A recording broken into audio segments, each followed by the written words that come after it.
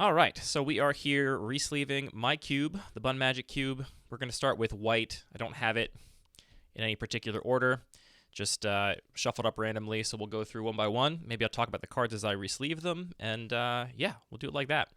I'm going from Dragon Shield mats to this fancy Phoenix Hyper Matte sleeve from KMC.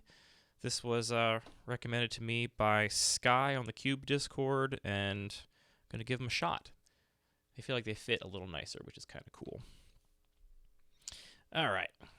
So, first up, Guardian of New Benalia.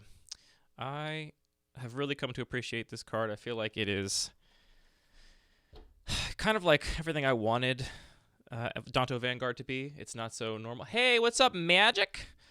We've had a Twitch for a while, but we only just started streaming again. We did a little bit of streaming like a couple summers ago, and then the studio was in a state of disarray, and so we weren't streaming then, and I just got everything set back up again. So now that the months are getting colder, there's nothing to do outside, we are just streaming. Playing some games a lot, and then sometimes doing stuff like this, resleeving the cube. Selfless Spirit is frustrating thing to try and deal with. It's like just enough things that just like slightly annoy your more reactive opponents can really stack up. This was a card I extremely underrated, Luminarch Aspirant. I thought this card was not that great when it was first spoiled, or rather, I knew it was powerful, but I didn't think I would have fun playing it. Is that really in focus? Let me see if I can tweak the settings here to get this more in focus. What do you stream, Magic?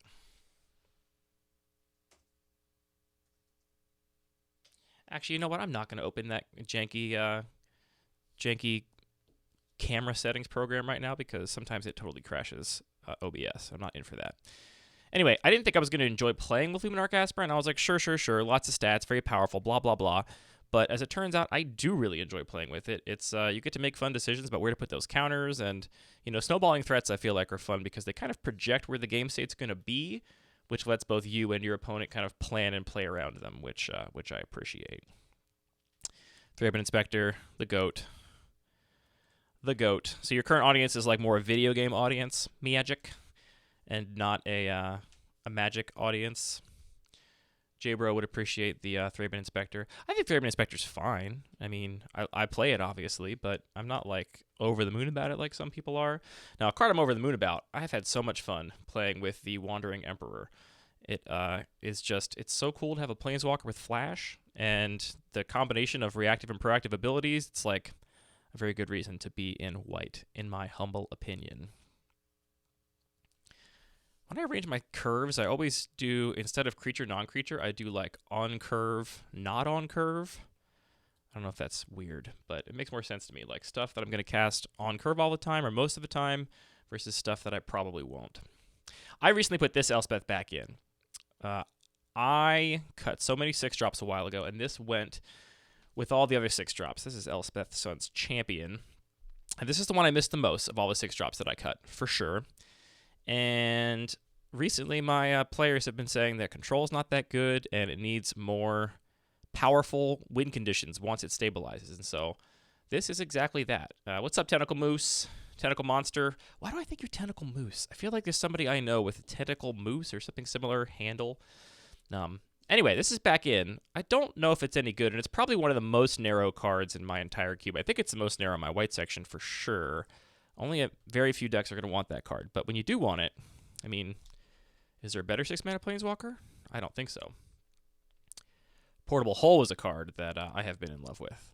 It's I don't usually like O-Ring variants. I think everyone watching this probably listens to the podcast, so I'll be repeating things you've probably heard before. I don't usually like O-Ring variants because there's such high potential for blowout. Blunt Lord ACAB, how's it going? But this one is so cheap and it takes such small things that the blowout potential is like really small. And the fact that it can hit all the other non-creature stuff, I think makes it really valuable. This thing takes Smuggler's Copter and Renin 6, all this stuff all the time. It's great. Yeah, I guess maybe that's true. I could maybe see the mid-range decks in my cube playing Elspeth, but yeah, it does. It hits Renin. in 6 sometimes, and that's pretty good to remove Ronin 6 with a portable hole. I also just really like casting it and saying, I'm going to put X in the hole, where X is whatever I'm targeting. It's fun for me to say that. Yeah, that's true. It's cheap removal. It doesn't also punish your opponent for playing expensive cards. Dauntless Bodyguard, probably, I don't know, maybe my favorite white 1-mana 2/1, I think. Like, Kithian's good. I don't really have much affection for him. I think this is the one I like the most. A nice, clean design, disruptive, but you have to make the decision about what you're going to protect ahead of time, so it's not, like, disruptive in a gotcha way. It's, like, just kind of, again, stacking up this disruption on your opponent to make their life difficult. Fateful Absence. You know, you need a certain amount of removal for all that other non-creature stuff. I'm not, like, huge on this spell. I do kind of like removal with some downsides, but I don't know. This one doesn't really spark a ton of joy. I could see cutting this in the future. It's definitely not going to stay forever. That goes down there. All right, Timeless Dragon is a card I have a complicated relationship with. When it was spoiled, I was like, I'm in love with this card. I'm going to play it forever and always. And then I did play it a little bit, and I kind of feel like it is the kind of card that is good everywhere, right? Like, the opportunity cost of playing this card is so low, because you just get to cycle it for a plains, fixes your mana at my cube with triple shock lands, that any white deck will play it, pretty much. I'll put it in an aggro deck, sure, why not? Maybe I'll get to 5 mana sometimes.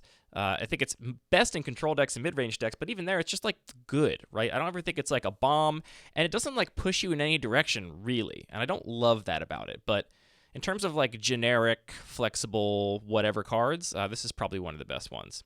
Yeah, Sun's Champion is a new ad. I put it back in. It was in forever. Then I, like, cut the curve down a lot. And now Sun's Champion is back in because my players have requested better control win conditions. And I did kind of miss that one 6-mana threat among all the ones that I cut. So she's back. She back. Everyone's a sucker for Eternal Dragon, right? It's just so... It's so fun. Giant Killer. I feel like people underrate this card. I think this card is, like, messed up. A 1-mana tapper. Granted, it's 2 mana to tap, so it's a little worse than your Gideon's Lawkeepers and your something Kithkin. I forget what the Kithkin one that does the same thing is. But for the extra mana on the ability, you get this whole chop down, this instant, which when it's good, it's so good. It's, like, the best thing. I really like this card. I'm a sucker for all the adventure cards. And yeah, I mean, it doesn't hurt that all of the showcase frame adventure cards are absolutely gorgeous. So pretty. And now that adventure is completely out of standard, pick them up. They're relatively cheap because not are there any adventure cards that are really good in Commander?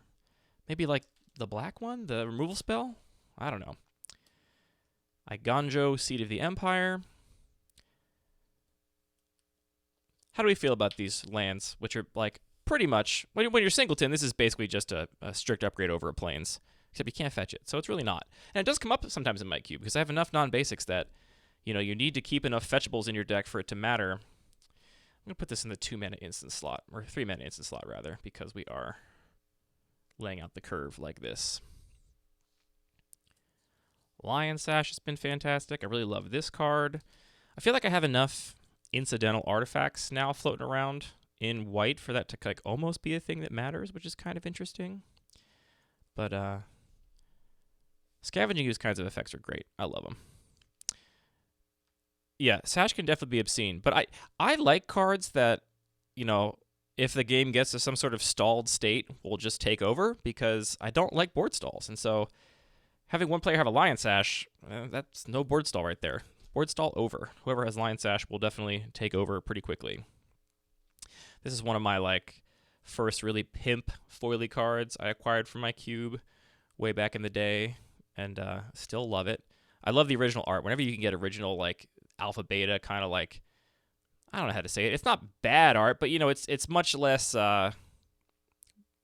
detailed, much less kind of like proper illustration. It's more like, you know, a painting you'd find at a craft fair. That's how I got a lot of art too initially, was just going to, like, art fairs and buying stuff. Anyway, that card is probably in the cube forever. It's hard to imagine cutting Swords to Plowshares from the cube. Like, it would have to be, the cube would have changed so much if I'm ever cutting Swords to Plowshares that why not just make another cube? I'll move these over a little bit because I feel like I have no 5-drops. I'm sorry. Timeless Dragon is a 5-drop. Why didn't no one call me out on that? I put it in the eternalized cost slot. But I definitely have nothing over 6, so let's go over here. This should be like center. Well, no, I guess 3 slots should be centered. Yeah, I don't even know what those Swords of Plowshares cost now. I'm sure it's an unreasonable amount of money given how all the card prices have gone nuts.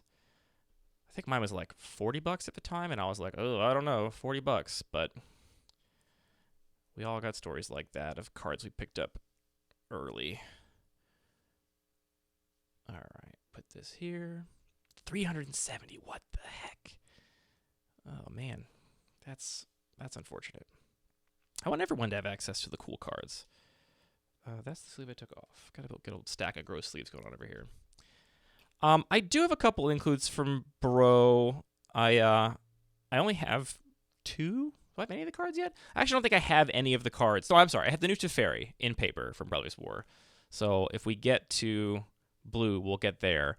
I need to pick up a couple other ones. I didn't go to pre-release this time around because I was out of town, and I'm just passing over Student of Warfare. Level up cards are cool. I really don't like that the cube has actual level up cards, sorcery speed, put a level counter on it, and also the Figure of Destiny style, just upgrade this creature with no onboard indication. I don't mind either of them in isolation, but together it's kind of annoying. So I could definitely see myself cutting this or Figure of Destiny in the future. Probably this before Figure of Destiny. Student of Warfare, that is, before Figure of Destiny. Just because having those two very similar but slightly different effects is not my favorite. Esper Sentinel, still a card I'm proud to have called as a good card in the beginning when it was spoiled. When people were like, you can't have 1-powered threats in your aggro decks. You definitely can, in my opinion. You realize that card is good as soon as you have like an opening hand. You're the control deck, and you've got an opening hand with like a Disfigure and a 2-mana counter spell, and you're like, this is great. If they play something cheap, I'll disfigure it, and then I'll have counterspell up. And then they just play Esper Sentinel, and you're like, well, do I disfigure it now and let them draw a card? Or do I wait to pay the tax and then not have counterspell up on turn 2? And boy, that gets out of hand quick. It's actually, I think, a pretty good effect. Good old Thalia. This card's got so many printings now, but I still like the original, I think, most of all. It's iconic for me. I played, when I first started playing Magic, I had a proxied Maverick deck, Legacy Maverick deck with Thalia in it, and really enjoyed playing the card there. Tef as a pre-release promo is pretty cool. I love when I actually open cards that I want for my cube. My pre-release promo for Modern Horizons 2 was Murktide Regent, and I was like, cool, I'll probably play this for a long time. This is a card that has gotten obscenely priced. I've seen I think the quantity of these is so low, the population is so low that they go for silly prices, or people ask ridiculous prices for them. I feel like I've seen them listed for 4 digits before, which is stupid. But this is also one of the first pimpy cards I acquired for the cube, because I figured I'm always going to have Wrath of God, so might as well, at least I assume I'll always have Wrath of God. Yeah, and I love the sort of Damnation-esque art. I guess this came before Damnation, but the big sphere in the center of the art frame, and I've always loved old frame foils, so this was a card I definitely made a priority to pick up early when I started my cube 6 years ago. Yeah, I guess it's all just collector stuff that 7th edition foils have gone up so much more than other things, which is dumb. I feel like if you want to buy Magic cards, you should have to prove, you should take a test, right, where you prove that you know the rules of Magic, you know how to play. Get these crypto bros out of here. Yeah, it is 7th, chill, and welcome to the stream. We're hanging out, resleeving cards. I've been trying Sarah Paragon. I want it to be good because I think it's cool. I think it's cool to have a top end that gives you this Lurrus style ability, and with a lot of mana, kind of plays like Snapcaster Mage, where the thing you get back can be different, which means the card has a lot of range. But I think it's definitely a little suspect on power level in my cube. I have so much removal. It's 4 mana. It doesn't do anything immediately when it hits the board, unless you have more mana floating around. So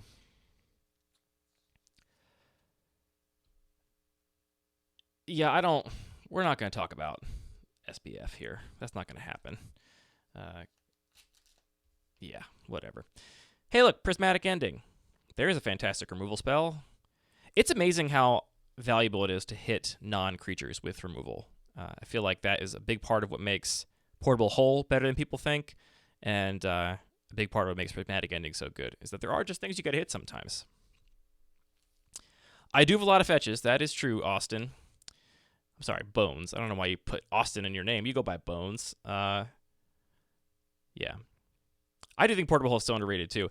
I should have talked about Portable Hole. We already recorded the set review episode for Brothers War, but I feel like with, what's the new Lay Down Arms, the new white removal spell that's also a small removal spell, I feel like because Lay Down Arms is in the set, and I was, like, pretty low on it in our, like, Cube Editions episode, I should have touched on why I think Portable Hole is so much better than Lay Down Arms, but I didn't do that. Kithian, he's fine. I don't know. A lot of text on him for what a lot of the time just plays like a 1 mana 2/1. Although I gotta say the upside comes up pretty often on that, where you just play it late and then get to swing and flip it.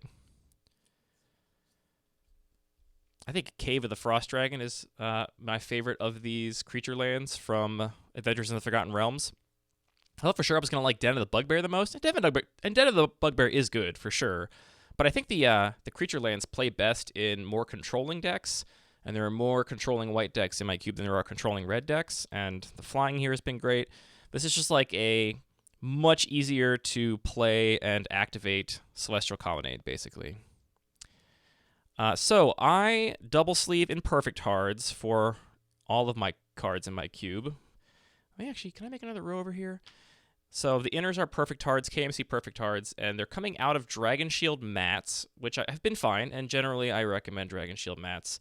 But they're going into these fancy new KMC Hyper Phoenix sleeves, which I was turned on to by Sky from the Discord. And really the only advantage these have over the Dragon Shields is that they don't have that little extra height to them, right? Like if you look at a card in a Dragon Shield sleeve, you may not be able to see this on the feed, right? But you've got that like extra height on the top here where it's like a little bit too tall and long. And that used to bother me a lot until I got used to it playing with a lot of Dragon Shields. And these sleeves are much closer to the same distance from the card on all sides. It's not really focusing, but there's nothing I can do about that. Technology is impossible. So that's the whole reason that I'm trying them out. It's just because of that fact. Let's get this lined up a little better. Doot, doot, doot, doot. Can the lands get over here? Can we see them? They're almost there. I tried to have this camera zoomed in as much as possible so the cards were close to readable, but yeah. So yeah, these feel okay. I bought a whole case of these KMC Hyper Phoenixes from Potomac Distribution, which is where I often buy bulk sleeves from if my local game store can't get them or doesn't want to. I'm friends with the owner. Sometimes he's just like, look, dude, it'll be as much work for me to get it, and I'll make like $3 off of you, so just get them from wherever. But I ordered a whole case from Potomac Distribution, and they came and they were like kind of sticky, not sticky to the touch, but if you put two together and tried to like slide them, they would like cling as if they were, made of Velcro almost, which was impossible. You couldn't shuffle. It was like a total mess. And I emailed them, was like, hey, this batch is like totally messed up. I don't know what happened, but they're like not good at all. And they were like, well, they're not defective, but we'll just send you a new case. And I thought for sure they were going to have me return the old case, but they didn't. So now I have a whole case of useless KMC Hyper Matte Phoenixes or whatever, which I guess I can do for cards I'm not shuffling, like maybe just for like storage, I suppose. But they sent me another case and it was fine. It was good. Legion's Landing is a card that one of my drafters loves more than any other card in the cube. Phoenix Microcube. Yeah, I could ship rares and stuff in them. I mean, I have 1,000 of them, so it'll be a lot of shipping before that'll make any sense. I love an aggro 1-drop that can flip into a land. That's pretty fun. Swift Reconfiguration has played differently than I expected it to. I thought for sure the Crew 5 was never going to come up, just never going to be a factor. This was basically just a 1-mana instant speed pacifism. And it has been that a decent bit of time, but also I've seen the thing crewed a lot with Swift Reconfiguration. Like, let's say I've seen it crewed 3 times in the months it's been in my cube. It's a lot more than I expected. So it does have a real downside. I have yet to see somebody protect their own card with it. I'm waiting for somebody to put it on their own Monastery Mentor or whatever to make it a little bit harder to remove. And that'll be a good day for me. Oh, speaking of Monastery Mentor, look at these cards just being next to each other in the stack. The stack is in a random order. I just shuffled it up, but we are doing all of white first. Look, I don't actually know how good this card is in my cube anymore. Monastery Mentor, without having like a full constructed deck built around it with like free cantrips and free counter spells and stuff, 3 mana is a lot to ask for a spells matter payoff, but it is my absolute favorite spells matter payoff, so it's not going anywhere anytime soon. It's not as good as in the Turbo Cube, no doubt about that. It is really, really good in the Turbo Cube. No, I used to have Bun Magic ages ago before Swift Reconfiguration was printed, just because, 2 mana, green mana dark that taps for 2 on turn 3. I haven't seen the new Rebecca Guay art, or if I have, I've forgotten it. Chill. I'd love to see that, though. What was I saying before that? I've gotten lost. Yeah, anyway, I had Devoted Druid in there just for a good mana dork, but yeah, I'm not all about the combo thing. This is not a cube where I want you making infinite mana, I don't think. What is there to say about Skyclave Apparition? Card is really strong.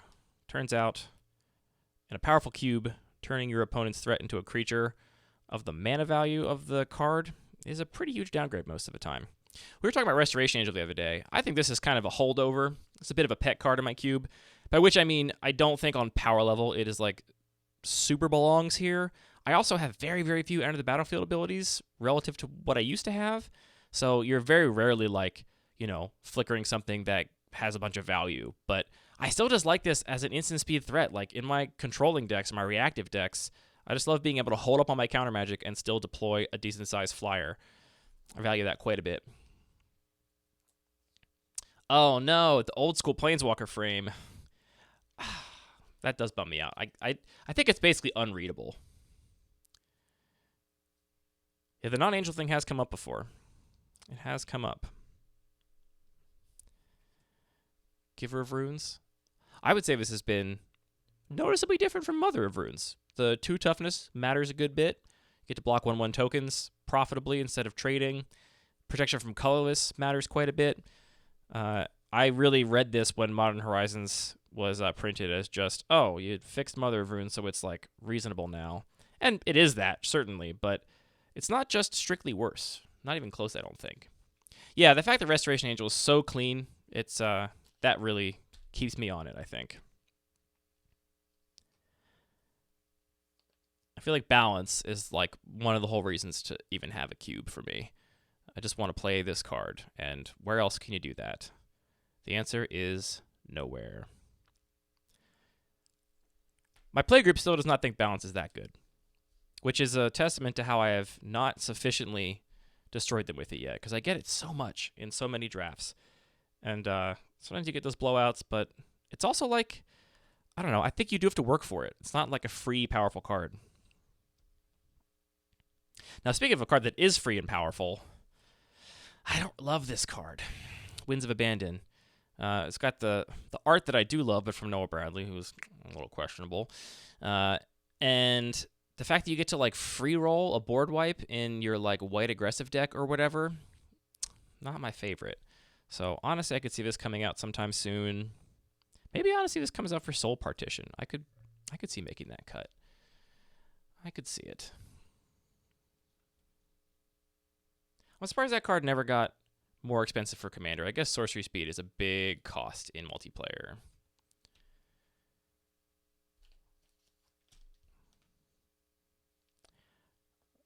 I don't know how many times I've actually seen Hopeful Initiate even in play in my cube.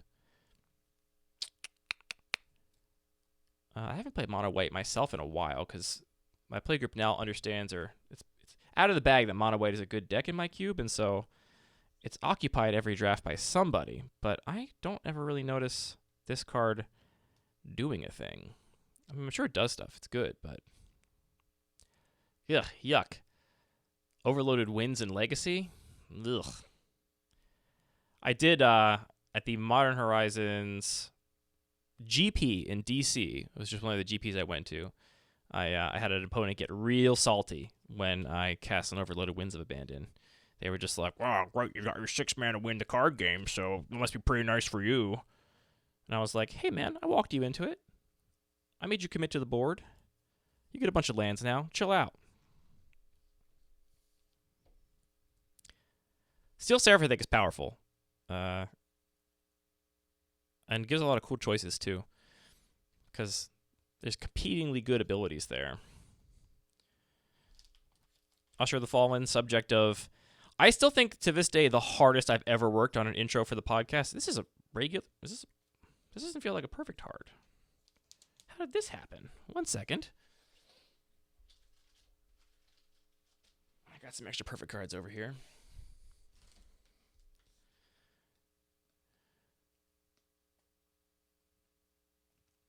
Ugh.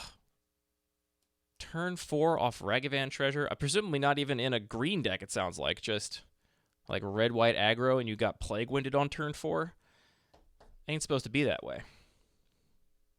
Anyway, as I was saying, Usher the Fallen, definitely the subject of the hardest I've ever worked on an intro for the podcast. Well, it's between this, which this was back in the day where like I recreated so much of that Usher track for this card for that intro that if I was to do it now, I would just like download a karaoke track and like go from there. The other one that took me a really long time, which I don't think anybody appreciates, it's not even that funny, was when we had John on the show. I like went through and chopped up all of the words that he said so I could like make him sound in a robotic way, like he said something mean, because John is so nice, John from Cultic Cube.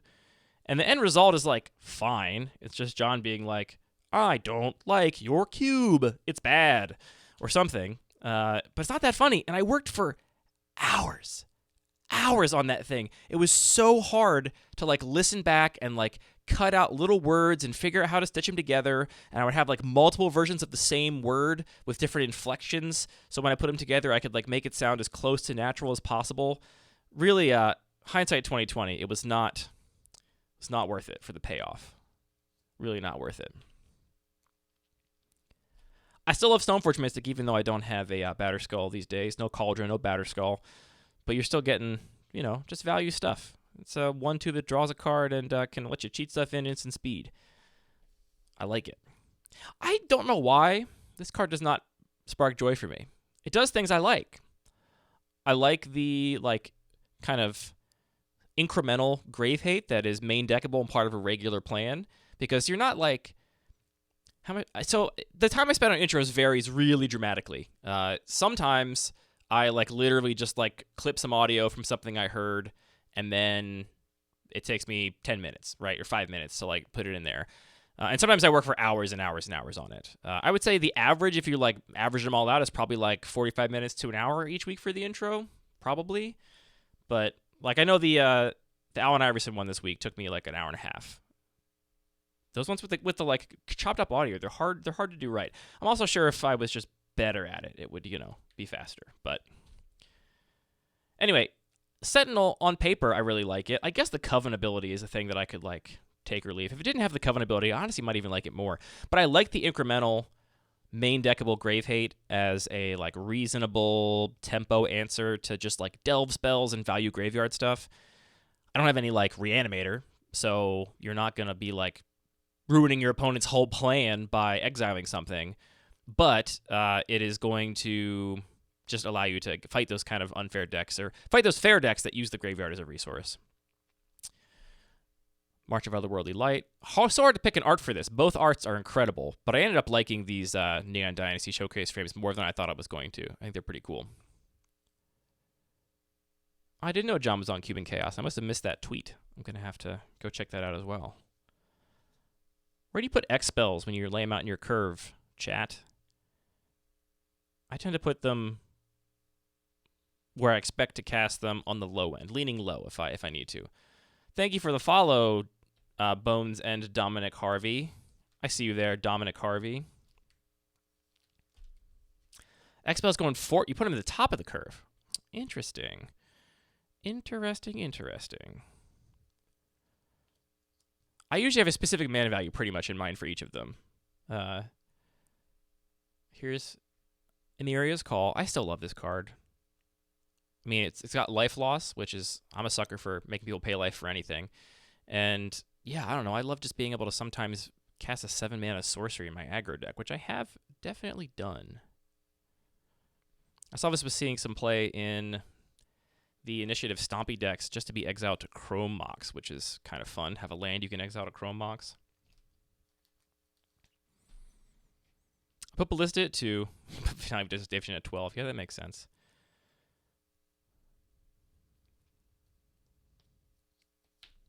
I think of 4-mana spells as the top end of the curve, right? Like, these are definitely the top end here. The fact that this is 6, whatever, and like this is really kind of a 2-drop. 2-drop. Timeless Dragon is just white divination. So, Path to Exile, a card that I think most people overrate, actually. I see my players kind of like rank it very highly, but giving your opponent a land, big downside. Big downside. Yeah, I usually rank my big spells into like 1, 2, 3, and then like 4+ is kind of the top end of all my curves. Unless I'm playing like a rampy deck that has a lot of them. Unexpectedly Absent. Here's a next spell that is just 2. I don't know if I've ever cast this for anything but white. Yeah, I can't think of a time. It's been cast against me for more than just white, but 2-mana Temporal Spring is really good. I like it a lot. It's also that's like the exact kind of removal I like too. I really wish there was I think maybe is there a foil printing of Unexpectedly Absent, but it's maybe in the newer card frame. I don't remember now. You only ever have Unexpectedly Absent when you're definitely losing. No, I have not played Soul Partition yet. I expect that to kind of be on the Unexpectedly Absent scale. All right.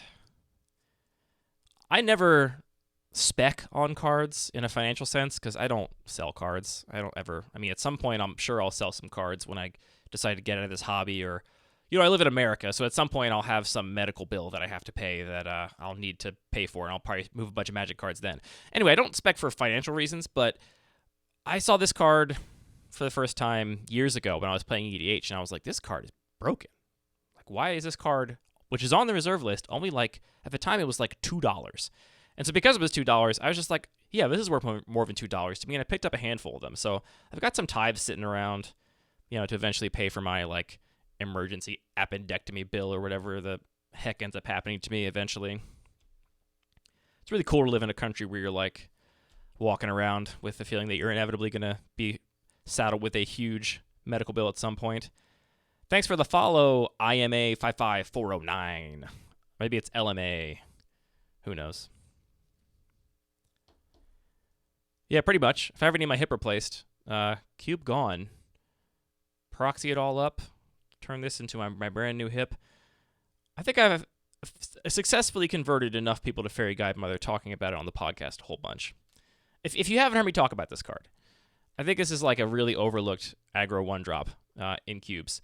It's basically 2 activations of Elspeth Knight Errant for 3 mana, and it has the mode of just play it on turn 1. You know what's really good on turn 1 is a 1-mana 1/1 flyer.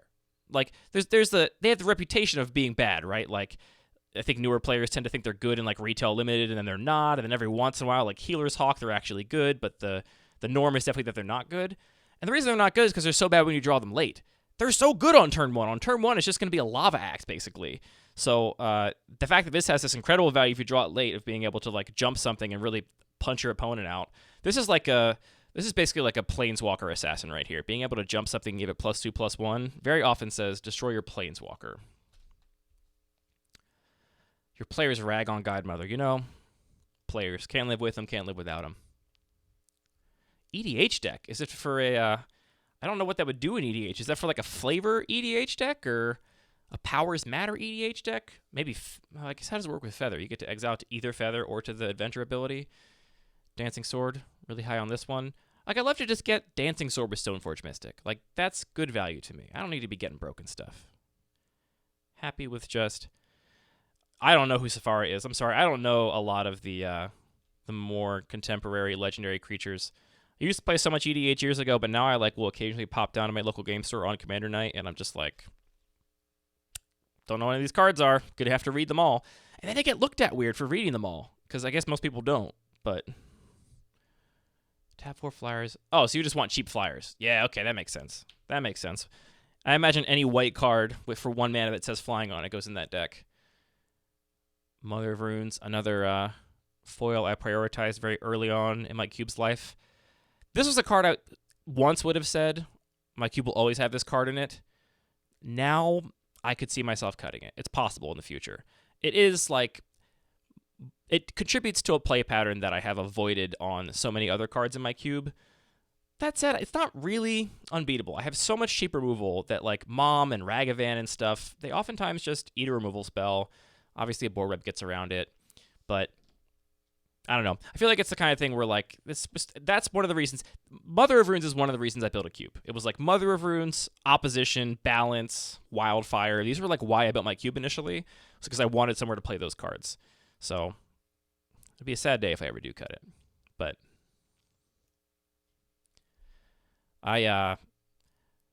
this was the one time in my entire Magic life I bought pre-ordered a card before release date. And I immensely regret it. I think I paid like $20 for this thing, and now they're like bulk rares. Even the foils are like a few bucks. It's okay. I still love the card. It's gorgeous. I think this and the Ashiok are the like prettiest, not old border cards that I have in my cube. I also really love the abilities. I've waxed poetic about this card in the show so many times. I won't talk about it again. I guess also if people have questions, you can stop me and I'll answer questions too. I'm excited that, Wildfire was cut from my cube a while ago, but I'm excited now that Wildfire is going in my new cube project, this neoclassical cube. It's like perfect there. So I do get to play with Wildfire again. Flicker Wisp. I feel like a lot of people are off this now. They're like, oh, Flicker Wisp, that's a boomer card. And maybe it is. I don't know. But it's clean. It's so clean. This is like in the Restoration Angel camp of just clean card that I really like.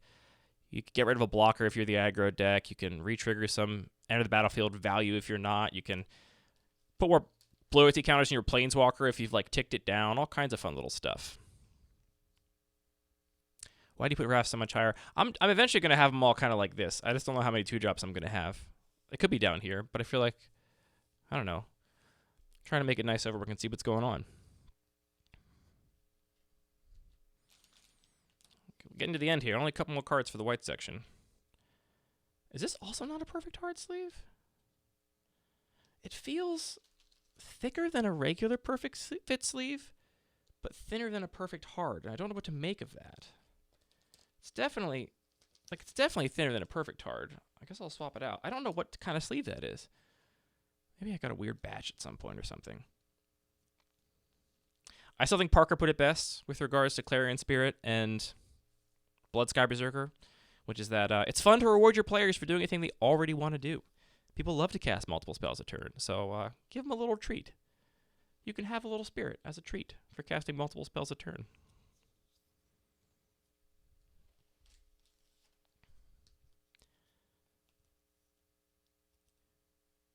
Boom. Oust. This is maybe one of my favorite removal spells. So often. So often. This is kind of got the unexpectedly absent thing going on, where so often putting this card into its owner's library second from the top means that their draw got so much worse. I can't even tell you exactly why, but it comes up so much where it's like, I tuck this thing that, had a bunch of +1/+1 counters on it, or I tucked this thing that had some other sort of effect that was like modifying it. Want to pop or downshift? That would be maybe in a master set. It's not out of the question. That would be, I don't know, that limited environment with Oustat comment would be kind of nuts. Also, welcome, Nick Lapointe, your first time in the chat, I see, from Twitch's little indications. All right, last white card here. We've got Intrepid Adversary. Another one of these cards that, like, on paper, this sleeve also feels, no, it's fine. That feels the right thickness. Intrepid Adversary, another one of these cards that on paper fits all of my design goals so nicely. And yet, does it really spark that much joy? Yeah, not really. You're welcome to lurk, too. We accept lurkers, we accept chatters, we accept all types here. And there's my white section, folks. It's gotten actually a little heavier on the top end recently. This is like maybe even a little higher curving than I would want it to ideally be. Again, Timeless Dragon, not really a 4-drop, but also Sarah Paragon, not really a 4-drop, kind of more of at least a 5-drop. There it is. The white card's in the Bun Magic Cube.